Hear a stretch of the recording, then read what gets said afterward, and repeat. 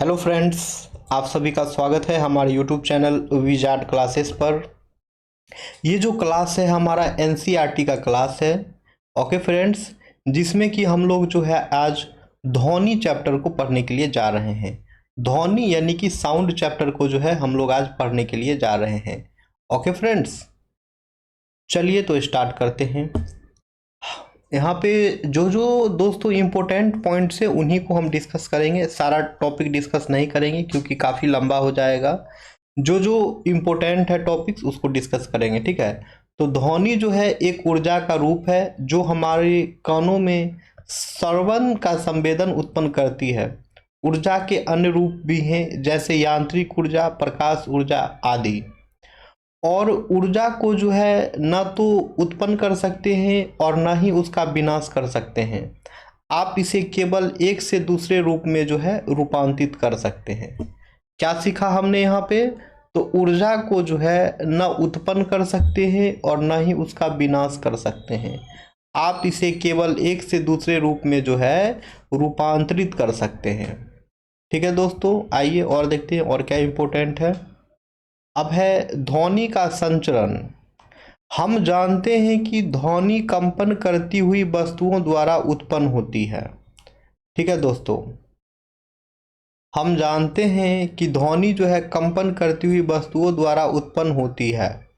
ठीक है दोस्तों, द्रव या पदार्थ जिससे होकर ध्वनि संचारित होती है माध्यम कहलाता है। ठीक है, यह ठोस, द्रव या गैस हो सकता है। स्रोत से उत्पन्न होकर ध्वनि सुनने वाले तक किसी भी माध्यम से होकर पहुंचती है। जब कोई वस्तु कंपन करती है तो यह अपने चारों ओर विद्यमान माध्यम के कणों को कंपमान कर देती है।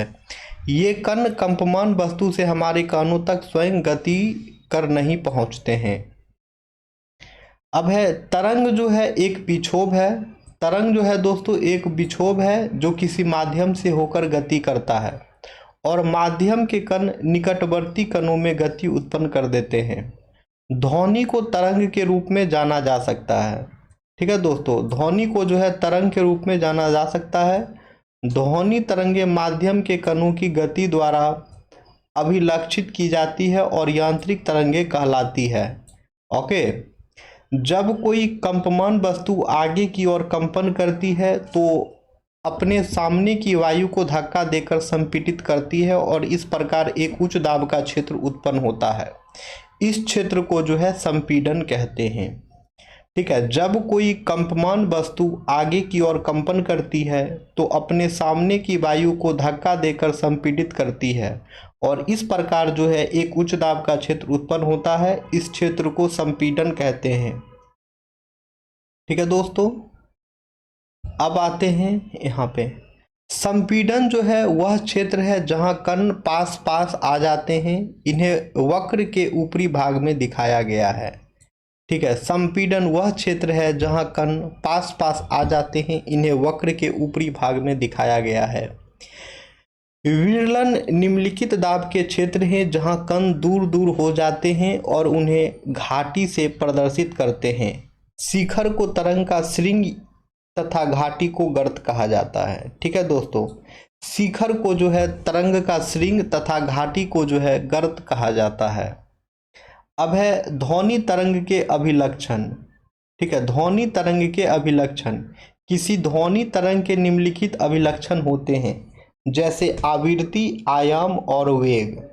ओके, तो हम लोग यहाँ देखते हैं आवृत्ति से देखते हैं। आवृत्ति से हमें ज्ञात होता है कि कोई घटना कितनी जल्दी घटित होती है।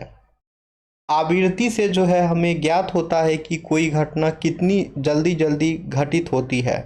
मान लीजिए आप किसी ढोल को पीट पीट कर बजा रहे हैं। आप ढोल को एक सेकंड में जितनी बार पीटते हैं वह आपके द्वारा ढोल को पीटने की आवृत्ति है। ओके, अब आइए, अब क्या इम्पोर्टेंट है। हाँ, अब इम्पोर्टेंट है किसी उत्सर्जित ध्वनि की आवृत्ति को मस्तिष्क किस प्रकार अनुभव करता है उसे तारुवत कहते हैं। किसी स्रोत का कंपन जितनी शीघ्रता से होता है, ठीक है, जितनी शीघ्रता से होता है, किसी स्रोत का कंपन जितनी शीघ्रता से होता है आवृत्ति उतनी ही अधिक होती है। उसका तारवत भी अधिक होता है। इसी प्रकार जिस ध्वनि का तारवत कम होता है उसकी आवृत्ति भी कम होती है।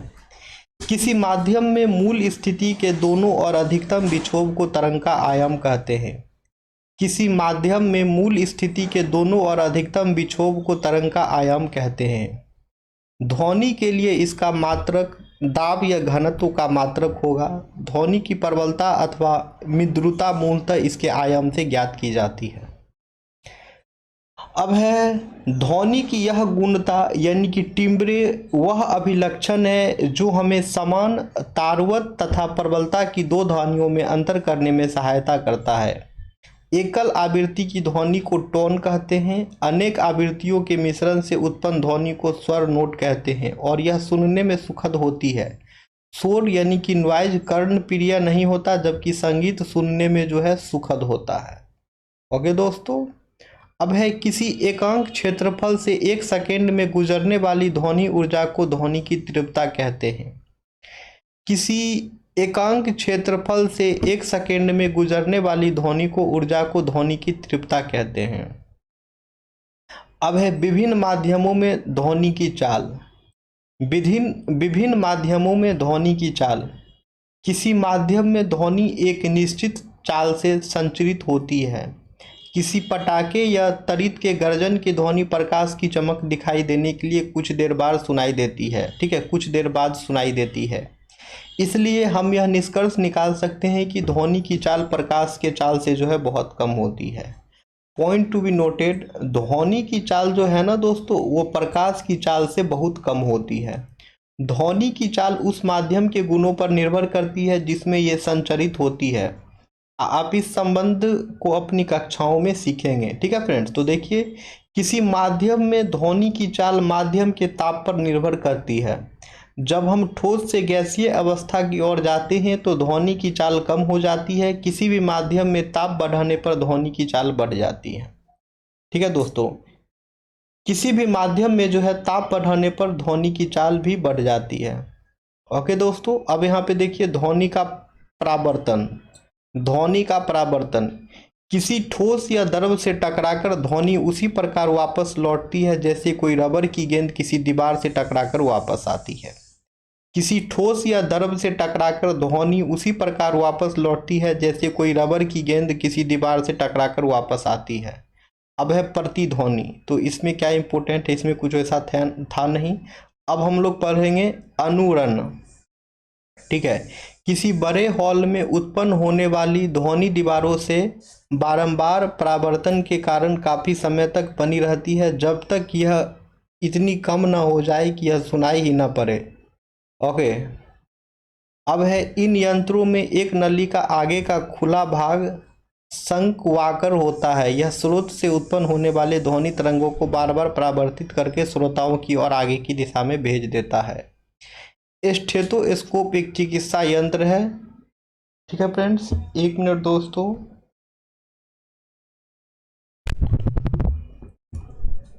दोस्तों,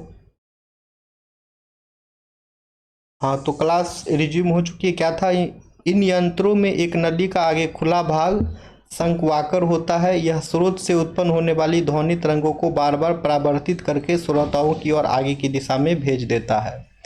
हाँ, स्टेथोस्कोप जो है एक चिकित्सा यंत्र है जो शरीर के अंदर मुख्यतः हृदय तथा फेफड़ों में उत्पन्न होने वाली ध्वनि को सुनने में काम आता है। स्टेथोस्कोप में रोगी के हृदय की धड़कन की ध्वनि बार बार परावर्तन के कारण डॉक्टरों के कानों तक पहुंचती है। ध्वनि के बहुल परावर्तन के उपयोग, मेगाफोन या लाउडस्पीकर, हॉर्न, तुरी तथा शहनाई जैसे वाद्य यंत्र सभी इस प्रकार बनाए जाते हैं कि ध्वनि सभी दिशाओं में फैले बिना जो है दोस्तों, ध्वनि जो है सभी दिशाओं में फैले बिना केवल एक विशेष दिशा में ही जाती है, जैसा कि चित्र 11.10 में दर्शाया गया है। तो देख लीजिए यहाँ पे मेगाफोन का ये पिक्चर है और ये फिर से हॉर्न का पिक्चर है। ओके, अब इन यंत्रों में एक नली का आगे का खुला भाग शंक्वाकार होता है। यह स्रोत से उत्पन्न होने वाली ध्वनि तरंगों को बार बार परावर्तित करके श्रोताओं की ओर आगे की दिशा में भेज देता है। ठीक है, तो ये तो पढ़ ही लिए हैं। अब आते हैं इधर, कंसर्ट हॉल, सम्मेलन कक्षों तथा सिनेमा हॉल की छतें वर्गाकार बनाई जाती है जिससे कि परावर्तन के पश्चात ध्वनि हॉल के सभी भागों में पहुंच जाए। जैसा कि चित्र 11.12 में दर्शाया गया है, कभी कभी वर्गाकार ध्वनि पट्टों को मंच के पीछे रख दिया जाता है जिससे कि ध्वनि पट से परावर्तन के पश्चात समान रूप से पूरे हॉल में फैल जाए। ठीक है, अब है सर्वव्यापकता का परिसर। तो इसमें कह ये रहा है कि हम सभी आवृत्ति की ध्वनियों को नहीं सुन सकते हैं। ठीक है, ये पॉइंट बहुत ही इम्पोर्टेंट है कि हम सभी आवृत्ति के ध्वनियों को जो है नहीं सुन सकते हैं। मनुष्य में ध्वनि की सर्वव्यापकता का परिसर लगभग 20 हर्ट्ज से लेके 20,000 हर्ट्ज तक होता है। 5 वर्ष से कम आयु के बच्चे तथा कुछ जंतु जैसे कुत्ते 25 किलो हर्ट्ज तक की ध्वनि सुन सकते हैं। ज्यों-ज्यों व्यक्तियों की आयु बढ़ती जाती है उनके कान उच्च आवृत्तियों के लिए कम सुग्राही होते जाते हैं। 20 हर्ट्ज से कम आवृत्ति की ध्वनियों को अवश्रव्य ध्वनि कहते हैं। ठीक है, नोट कर लेना है, 20 हर्ट्ज से जो कम आवृत्ति की ध्वनि होते हैं उन्हें हम लोग जो है अवश्रव्य ध्वनि कहते हैं। ठीक है दोस्तों, अब है राइनोसिरस यानी कि गेंडा 5 किलो हर्ट्ज तक की आवृत्ति की अवश्रव्य ध्वनि का उपयोग करके संपर्क स्थापित करता है। व्हेल तथा हाथी अवश्रव्य ध्वनि परिसर की ध्वनियाँ उत्पन्न करते हैं। यह देखा गया है कि कुछ जंतु भूकंप से पहले परेशान हो जाते हैं। भूकंप मुख्य पराघाती तरंगों से पहले निम्नलिखित आवृत्ति की अवश्रव्य ध्वनि उत्पन्न करते हैं जो संभवतः जंतुओं को सावधान कर देती है। 20 किलोहर्ट्ज से अधिक आवृत्ति की ध्वनियों को प्राश्रव्य ध्वनि या पराध्वनि कहते हैं। डॉल्फिन, चमगादड़ और पोर्पोइस जैसे जंतु पराध्वनि उत्पन्न करते हैं। कुछ प्रजाति के सल्वो मॉथ्स के श्रवण यंत्र अत्यंत सुग्राही होते हैं। ये सलभ चमगादड़ों द्वारा उत्पन्न उच्च आवृत्ति की चींची की ध्वनि को सुन सकते हैं। उन्हें अपने आसपास उड़ते हुए चमगादड़ के बारे में जानकारी मिल जाती है और इस प्रकार स्वयं को पकड़े जाने से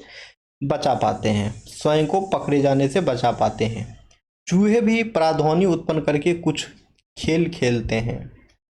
अब है श्रवण सहायक युक्ति। जिन लोगों को कम सुनाई देता है उन्हें इस तंत्र की आवश्यकता होती है। यह बैटरी से चलने वाली एक इलेक्ट्रॉनिक युक्ति है। इसमें एक छोटा सा माइक्रोफोन, एक एम्पलीफायर व स्पीकर होता है। जब ध्वनि माइक्रोफोन पर जो है पड़ती है तो वह ध्वनि तरंगों को विद्युत संकेतों में परावर्तित कर देता है। एम्पलीफायर इन विद्युत संकेतों को परावर्तित कर देता है। ये संकेत स्पीकर द्वारा ध्वनि की तरंगों में परिवर्तित कर दिए जाते हैं। ये ध्वनि तरंगें कान के डायफ्राम पर आपतित होती हैं तथा व्यक्ति को ध्वनि साफ सुनाई देती है। अब है पराध्वनि के अनुप्रयोग। पराध्वनियाँ उच्च आवृत्ति की तरंगें हैं। पराध्वनियाँ अवरोध की उपस्थिति में भी एक निश्चित पथ पर गमन कर सकती है। उद्योगों तथा चिकित्सा के क्षेत्र में पराध्वनियों का विस्तृत रूप से उपयोग किया जाता है। अब है पराध्वनि प्रायः उन भागों को साफ करने में उपयोग की जाती है जिन तक पहुंचना कठिन होता है, जैसे कि सर्पिलाकार नली, विषम आकार के पुर्जे, इलेक्ट्रॉनिक अवयव आदि। जिन वस्तुओं को साफ करना होता है उन्हें साफ करने वाले मार्जन विलयन में रखते हैं और इस विलयन में पराध्वनि तरंगें भेजी जाती है। उच्च आवृत्ति के कारण धूल, चिकनाई तथा गंदगी के कण अलग होकर नीचे गिर जाते हैं। इस प्रकार वस्तु पूर्णतः साफ हो जाती है। पराध्वनि का उपयोग जो है धातु के ब्लॉकों, पिंडों में दरारों तथा अन्य दोषों का पता लगाने के लिए किया जाता है। धात्विक घटकों को प्रायः बड़े बड़े भवनों, पुलों, मशीनों तथा साधारण ध्वनि जिसकी तरंग दैर्घ्य अधिक होती है दोषायुक्त स्थान के कणों से मुड़कर संसूचक तथा पहुंच जाती है। इसलिए इस ध्वनि का उपयोग जो है इस कार्य के लिए नहीं किया जा सकता है। अब है पराध्वनि तरंगों को हृदय के विभिन्न भागों से परावर्तित कराकर हृदय का प्रतिबिंब बनाया जाता है। इस तकनीक को जो है ईसीजी कहा जाता है, यानी कि इकोकार्डियोग्राफी। ठीक है, इसे ठीक है फ्रेंड्स, तो इस तकनीक को जो है इकोकार्डियोग्राफी यानी कि ईसीजी कहा जाता है। पराध्वनि संसूचक एक ऐसा यंत्र है जो पराध्वनि तरंगों का उपयोग करके मानव शरीर के आंतरिक अंगों का प्रतिबिंब प्राप्त करने के लिए काम में लाया जाता है। इस संसूचक से रोगी के अंगों जैसे यकृत, पित्ताशय, गर्भाशय, गुर्दे आदि का प्रतिबिंब प्राप्त किया जा सकता है। यह संसूचक को शरीर की असमानताएं जैसे पित्ताशय तथा गुर्दे में पथरी तथा विभिन्न अंगों में अवरुद्ध यानी ट्यूमर का पता लगाने में सहायता करती है। इस तकनीक में पराध्वनि तरंगों शरीर के ऊतकों में गमन करती है तथा उस स्थान से परावर्तित हो जाती है जहां ऊतक के घनत्व में परिवर्तन होता है।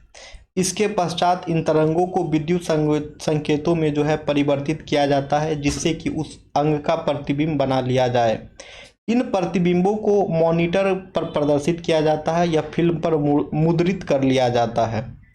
इस तकनीक को अल्ट्रासोनोग्राफी कहते हैं। अल्ट्रासोनोग्राफी का उपयोग गर्भकाल में भ्रूण की जांच तथा उसके जन्मजात दोषों तथा उसकी वृद्धि की अनियमितताओं का पता लगाने में किया जाता है। ठीक है दोस्तों, पराध्वनि का उपयोग गुर्दे की छोटी पथरी को बारीक कणों में तोड़ने के लिए भी किया जा सकता है। ये कण बाद में मूत्र के साथ बाहर निकल जाते हैं। ओके, अब हम देखेंगे कि इस चैप्टर में हमने क्या सीखा। ध्वनि विभिन्न वस्तुओं के कंपन करने के कारण उत्पन्न होती है। ध्वनि किसी द्रव्यात्मक माध्यम में अनुदैर्ध्य तरंगों के रूप में संचरित होती है। ध्वनि माध्यम में क्रमागत संपीड़नों तथा विरलनों के रूप में संचारित होती है। ध्वनि संचरण में माध्यम के कण आगे नहीं बढ़ते, केवल विक्षोभ ही संचारित होता है। ध्वनि के अधिकतम मान से न्यूनतम मान और पुनः अधिकतम मान के परिवर्तन से एक दोलन पूरा होता है। वह न्यूनतम दूरी जिस पर किसी माध्यम का घनत्व या दाब आवृत्ति रूप में अपने मान की पुनरावृत्ति करता है, ध्वनि की तरंगदैर्घ्य कहलाती है। तरंग द्वारा माध्यम के घनत्व के एक संपूर्ण दोलन में लिए गए समय को आवर्तकाल टी कहते हैं। एकांक समय में होने वाले दोलनों की कुल संख्या को आवृत्ति यानी कि भी कहते हैं। ध्वनि का वेग भी, आवृत्ति भी तथा तरंगदैर्घ्य लैम्डा में संबंध है, भी इक्वल टू लैम्डा भी। ध्वनि की चाल मुख्यतः संचरित होने वाले माध्यम की प्रवृत्ति तथा ताप पर निर्भर होती है।